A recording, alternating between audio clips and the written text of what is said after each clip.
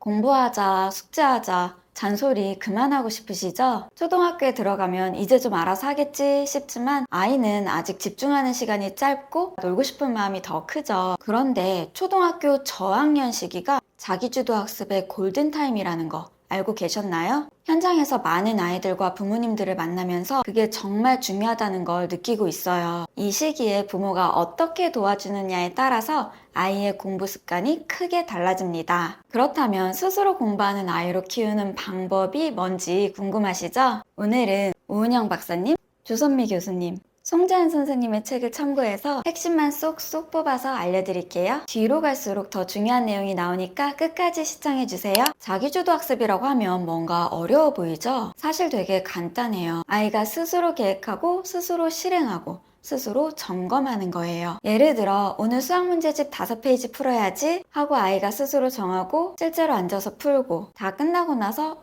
이 문제는 틀렸네. 왜 틀렸지? 하면서 스스로 확인하는 거예요. 누가 시켜서가 아니라 아이가 스스로 알아서 공부하는 걸 자기주도 학습이라고 합니다. 아직 6살인데 벌써? 하실 수도 있는데요. 사실 이 시기가 자기주도 학습 능력의 기초인 자기주도성을 기르는 핵심 시기예요. 아이가 스스로 할 수 있는 힘을 길러줘야 하는데요. 부모는 아이를 도와주되 직접 해결해주는 게 아니라 아이 스스로 할 수 있게 도와주는 거예요. 예를 들어 유치원이나 학교에서 돌아오면 스스로 손을 씻고 옷을 갈아입는 걸 습관들여야 하죠. 순서대로 알려주시면서 아이가 스스로 하게 두시고요. 서툴러도 끝까지 기다려주세요. 이렇게 하면 아이가 내가 스스로 했다 라는 성취감을 느끼면서 자기주도성이 길러집니다. 이제 본격적으로 자기주도 학습에 대해서 이야기해 볼게요. 조선미 교수님 책에 따르면 초등학교 저학년이라면 아이가 한 번에 앉아서 집중할 수 있는 시간은 15분에서 20분 정도라고 합니다. 먼저 아이를 앉게 해주시고 20분 동안 집중할 수 있도록 도와주세요. 숙제를 20분 만에 끝내는 건 쉽지 않다고 해요. 아이가 집중력이 흐트러진다 싶으면 지금 얼마나 했어?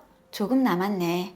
좀 빨리 하자 정도로 한 번씩 일러주면 충분하다고 합니다. 그리고 이게 정말 중요한 얘긴데요. 초등학교 2학년까지 자기주도 학습 습관을 못 기르면 그 다음부터는 정말 어려워진다고 해요. 첫 번째 이유는 공부량의 급격한 변화입니다. 2학년까지는 공부할 분량이 많지 않아요. 그래서 엄마의 능력이 많이 개입되고 아이의 진정한 실력이 아니라 엄마의 계획과 준비가 철저할수록 효과가 나타난다고 해요. 그런데 3학년이 되면 갑자기 과목도 늘고 분량도 확 늘어나기 때문에 공부 습관이 잡혀있지 않은 아이들은 힘들어집니다. 두 번째 이유는 부모 말을 잘 듣는 마지막 시기예요. 솔직히 말하면 10세 넘어가면 아이들이 부모 말을 잘 듣지 않아요. 엄마가 시키니까 해야지 하던 아이가 왜 해야 돼? 하기 싫어 하면서 반항하기 시작하거든요. 그래서 초등학교 저학년 시기가 정말 중요해요. 이때까지 스스로 공부하는 습관을 익히게 해야 합니다. 여기서 송재한 선생님이 제시하는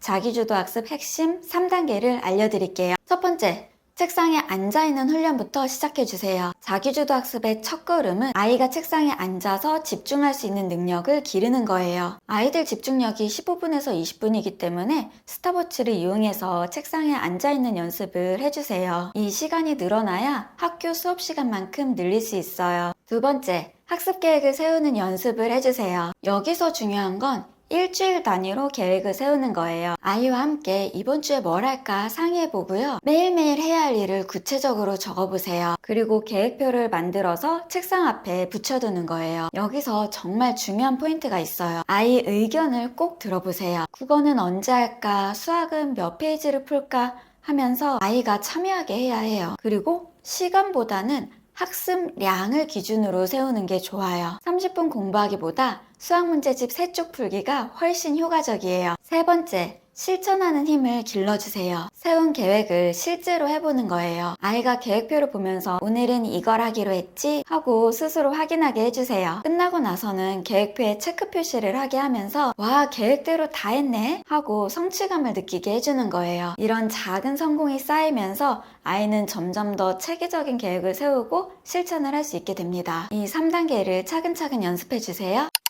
그리고 제가 현장에서 만나본 부모님들 중에 이런 분들이 계세요. 우리 아이가 수학은 100점을 맞는데 용돈 10,000원을 주면 한 번에 다 써버려요. 돈에 대한 개념이 없는 것 같아요. 혹시 우리가 정말 중요한 걸 놓치고 있는 건 아닐까요? 사실 우리가 아이를 공부시키고 교육시키는 진짜 목표는 자립을 위해서죠. 아이가 성인이 되어서도 혼자 잘 살아갈 수 있도록 해주기 위한 거예요. 그런데 최근에 정말 충격적인 뉴스를 봤어요. 20대 신용불량자가 3년 사이에 25%나 증가했다고 하더라고요. 대부분 1,000만 원도 안 되는 소액 때문에 인생이 망가지고 있어요. 명문대 나와서 좋은 직장을 다니지만 여전히 부모에게 용돈을 받거나 경제관념이 없어서 계속 빚에 허덕이는 사람들도 주변에서 쉽게 볼 수 있어요. 아무리 공부를 잘해도 경제관념이 없으면 돈을 관리하기가 쉽지가 않아요. 진정한 자립을 할 수가 없습니다. 경제교육도 발달 단계에 따라서 어릴 때부터 해줘야 되는데 학교에서는 가르쳐주지 않아요. 그래서 저는 아이들을 위한 경제교육을 하고 있고요. 경제교육을 받은 아이들은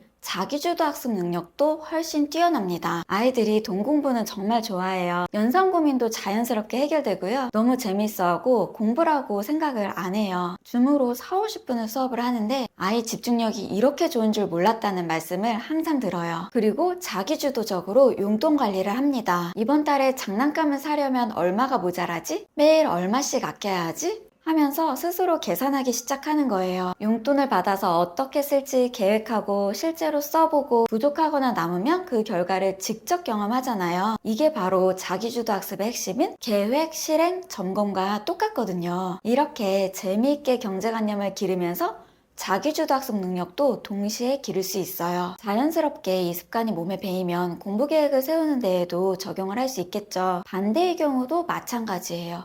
서로 시너지 효과를 낼 수 있습니다. 결국 좋은 부모는 아이를 의존적으로 키우는 부모가 아니라 독립적으로 키우는 부모인 것 같아요. 우리 아이들이 스스로 잘 살아갈 수 있도록 10세 이전에 부모의 영향이 가장 클 때 잘 도와줘야 합니다. 아래 고정 댓글도 확인해 보시고요. 아직 채널이 작아서 다시 찾으시려면 어려우니까 구독과 좋아요 눌러두세요. 10세 이후엔 늦습니다. 우리 아이 경제 감각 놓치지 마세요. 감사합니다.